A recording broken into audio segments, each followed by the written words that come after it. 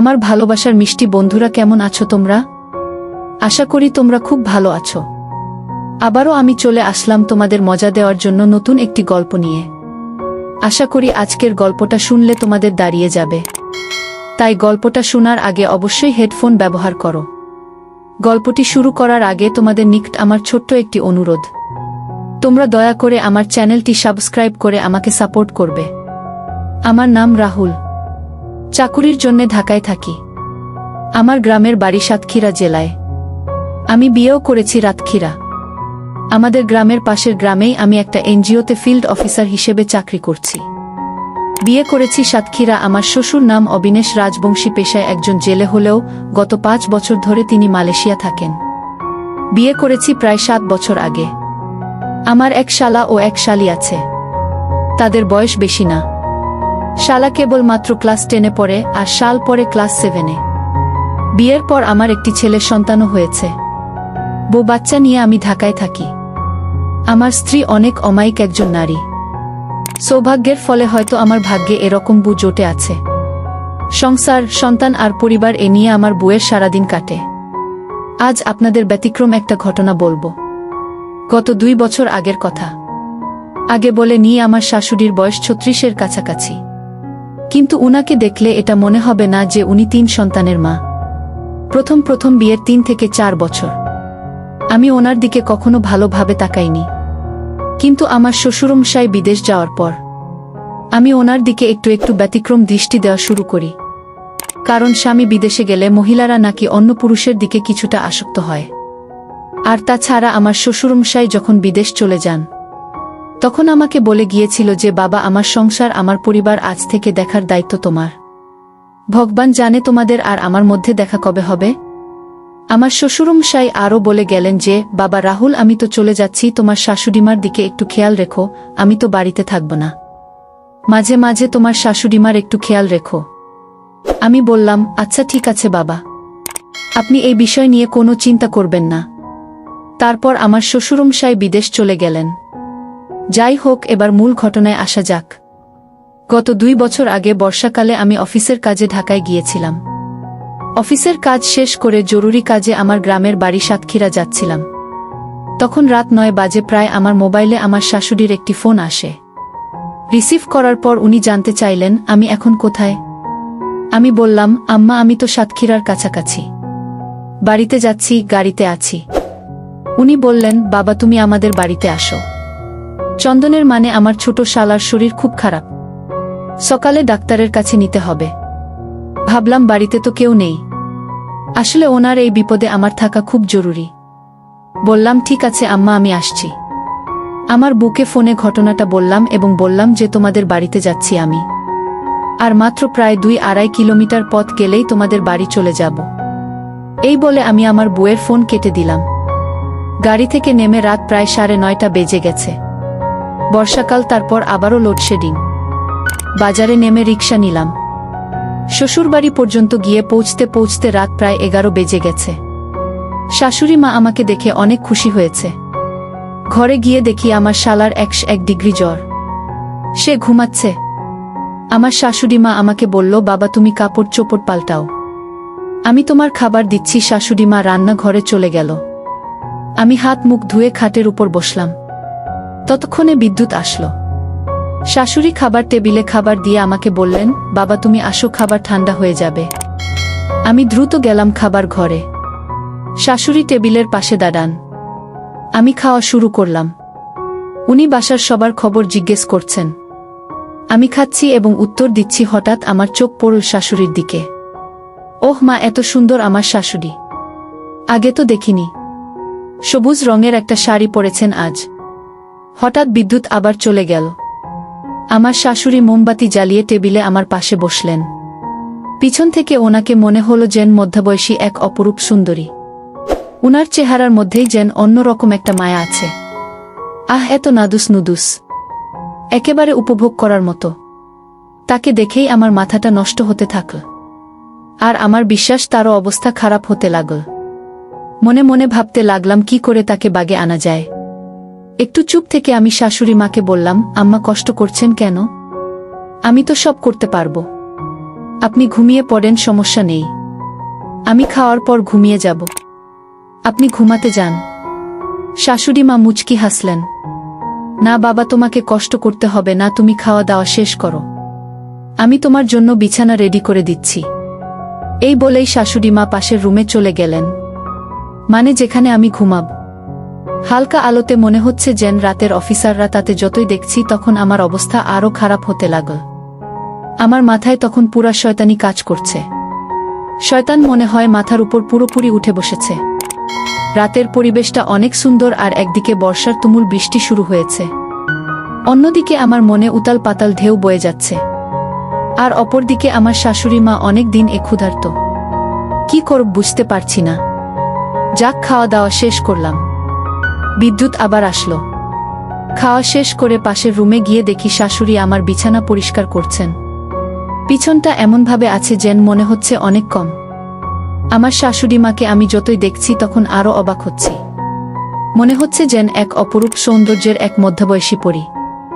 অনেক চেষ্টা করছি ধৈর্য ধরার, কিন্তু পারছি না। চোখে মুখে শুধু শাশুড়ি মা দৃশ্যগুলো ভেসে উঠেছে। তারপরেও আমি অনেক কষ্টে নিজেকে সর্বাত্মক কন্ট্রোল করার চেষ্টা করলাম। এর মধ্যে বিদ্যুৎ আবার চলে গেল। কারেন্টের জ্বালায় আর পারলাম না। এই যায় এই আসে। তাই উনি খাট থেকে নামছেন মোমবাতির খোঁজে। হঠাৎ অন্ধকারে আমার সাথে ওনার ভিন্ন রকম কিছু হয়ে যায়। আহ, কি ঘ্রাণ!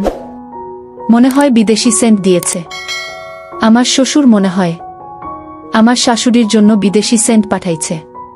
সেন্টের গানে যেন আমার মনের মধ্যে আরও বেশি আকর্ষণ সৃষ্টি হচ্ছে। পাগল করা ঘ্রাণ যেন আমার নাকে সুট ছুটি দিতে লাগল।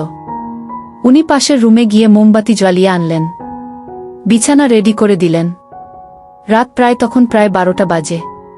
তারপর উনি আমাকে বললেন, বাবা এখন তুমি ঘুমাও, আমি পাশের রুমে আছি, কিছু দরকার হলে আমাকে ডেকো, বলে উনি চলে গেলেন। আমি বিছানায় শুয়ে পড়লাম। মাথা এবার নষ্ট হয়ে গেল। খুব ইচ্ছে করছে এই বৃষ্টির রাতে ওনাকে ইচ্ছেমতো কিছু একটা করার, কিন্তু মনে মনে অনেক শঙ্কায় আছি। তাছাড়া উনিও তো অনেক দিনের উপোস, বোঝা যাচ্ছে। খানিকক্ষণ পর বৃষ্টি আরও বেড়ে গেল। আমি অনেক চিন্তা করছি যে কিভাবে ওনাকে আরও একবার কাছ থেকে দেখতে পারি।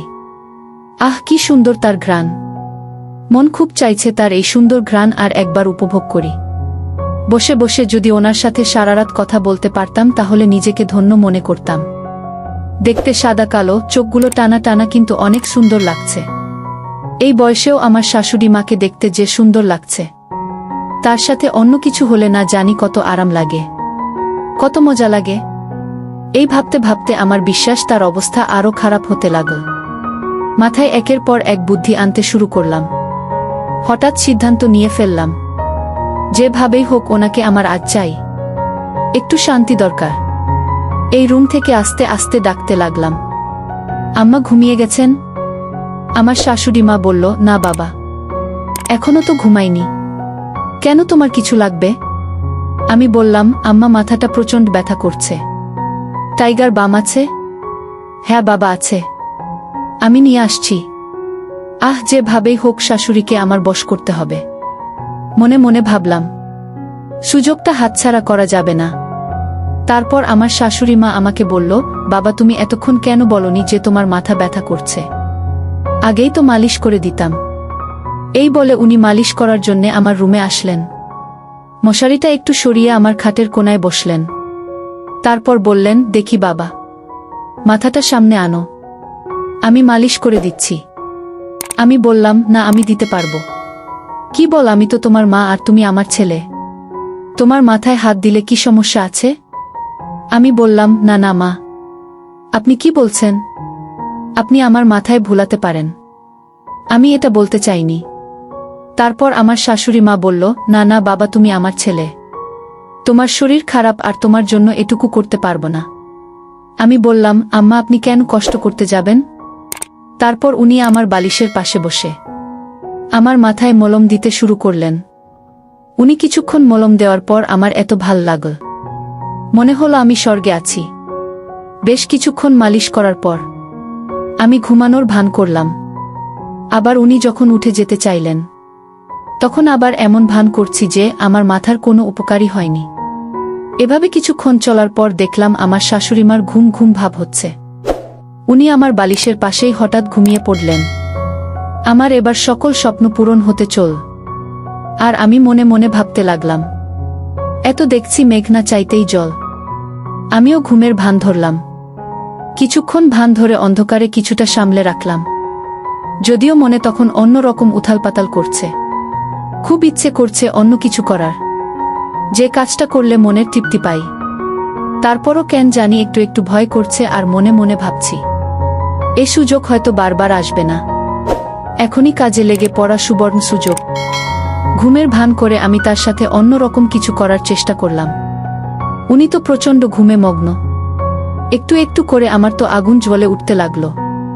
আমি আস্তে আস্তে উনার সাথে আরও একটু ঘনিষ্ঠ হতে লাগলাম, অনেক আস্তে আস্তে, যেন টের না পায়। খুব সাবধানের সাথে যখন কিছু করার চেষ্টা করছি, তখন আমার মনের ভিতরে আরও ভয় কাজ করছে। মনে মনে ভাবছি, যদি আমার শাশুড়ি মা টের পেয়ে যায়, তাহলে তো হাতে হাড়ি ভেঙে যাবে, আর আমি অনেক লজ্জা পেয়ে যাব। আমি তখনও আমার শাশুড়িমার সৌন্দর্য মন ভরে দেখতে লাগলাম। ডিম লাইটের আলো মনে হলো যেন সিল্কি মারা আকাশের পরি, আর আমি চুপি চুপি আরেকটু ফ্রি হতে লাগলাম। আর তিনি প্রচণ্ড ঘুমের ঘোরে আমার আরও কাছাকাছি চলে এলেন। মনে হচ্ছে পুরোপুরি ঘুমে আছেন। উনি আমার উল্টো দিকে শুয়ে আছেন, আর আমি একটু পেতেই মনে হলো যেন অন্যরকম একটা শান্তি পেলাম। আমি আস্তে আস্তে আবার ওনার আরও কাছে যেতে লাগলাম। আমিও ঘুমের ভান করে অচেতন অবস্থায় ওনার সাথে অন্যরকম একটা ইমেজ পেতে লাগলাম, আর মনের ভিতর থেকে আস্তে আস্তে ভয়গুলো দূর হতে লাগল। এক পর্যায়ে ঘুমের ঘোরে আরও বেশি এলোপাথারি হতে লাগল। হঠাৎ উনি টের পেয়ে উঠে বসতে চাইলেন। আমি তখন আরও ঘুমের ভান ধরলাম। ওমা, একটু পর দেখি আমার শাশুড়ি মাও আমার সাথে এরকম আচরণ করছে। তখনও আমি ঘুমের ভান ধরে রইলাম। যখন দেখলাম আমার শাশুড়িমার অবস্থা আরও বেশি খারাপ হতে লাগল, তখন আমি আর চুপ করে থাকতে পারলাম না। কিছুক্ষণের জন্য ভুলে গেলাম আমাদের দুনিয়াবি সম্পর্ক। তখন আমার কাছে মনে হলো আমি আর উনি মনে হয় স্বপ্নে কোনো এক সুখের রাজ্যে হারিয়ে গেছি। এইভাবে প্রায় সেই রাতে 4 বার অপ্রত্যাশিত কিছু হওয়ার পর আমরা উভয়েই ক্লান্ত হয়ে পড়লাম। দুজনেই চরম শান্তি অনুভব করলাম। তারপর শান্তির একটা ঘুম দিলাম। বন্ধুরা, আমার শাশুড়িমার সাথে রাতে যা হয়েছে তা অনাকাঙ্ক্ষিত।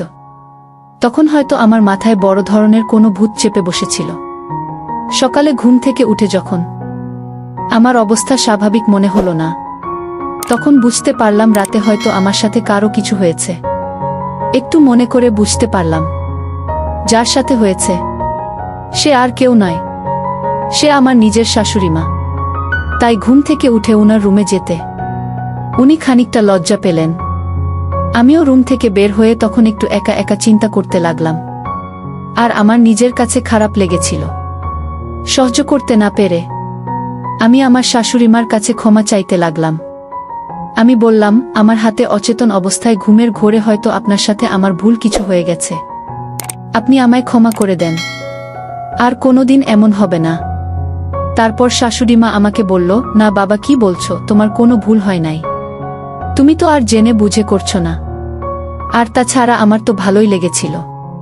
তারপর আমার শাশুড়িমা একটা মুচকি হাসি দিয়ে বলল, বাবা, তুমি চাইলে সারা জীবন আমার সাথে এভাবে ফ্রি থাকতে পারো। রাত্রে তোমার আচরণে আমি অনেক খুশি এবং অনেক সুখ পেয়েছিলাম। তুমি যা করেছো ঠিক করেছো, এতে আমার কোনো সমস্যা নেই। আসলে তোমার শ্বশুর অনেক দিন ধরে বাড়িতে থাকে না। আমারও একটু আধটু মন চায় বাবা, কিন্তু লোকলজ্জার ভয়ে আমি মন চাইলেও দূরে কোথাও যাই না। এই বলে শাশুড়িমা রুমে চলে গেল। আমি মনে মনে বললাম, আরে বাবা, এ তো মেঘ না চাইতেই জল। কোনোদিন তো ভাবতেই পারি না যে আমার শাশুড়িমা এত সহজে আমার ভাগে চলে আসবে। একটু পরেই আমার শালা শালিরাও এসে হাজির। তখন আমি তাদের সাথে বিভিন্ন বিষয় নিয়ে কথা বলা শুরু করলাম। আমার শালা এখন আর ততটা অসুস্থ নন। শালা শালি ও তারা স্কুলে চলে গেছে। শাশুড়ি পাশের রুমে যাচ্ছে। উনি গোসল করে পবিত্র হয়ে এসেছেন। গোসল করে এসে আমাদেরকে নাস্তা বানিয়ে দিলেন। আমি নাস্তা করে আমার বাড়ির উদ্দেশ্যে রওনা দিব। ঠিক এমন সময় আমার শাশুড়ি মা আমাকে বলল, বাবা রাহুল, আবার যখনই তোমার মধু খেতে মন চায় তখনই আমাদের বাড়িতে চলে এসো। আমি তখন শাশুড়ি মাকে দেখে একটা মুচকি হাসি দিয়ে বাড়ি থেকে বের হয়ে চলে আসলাম। তারপর থেকে আমার শাশুড়ি মা প্রায় চলত এক অলৌকিক ছন্দলীলা। প্রিয় বন্ধুরা, আজ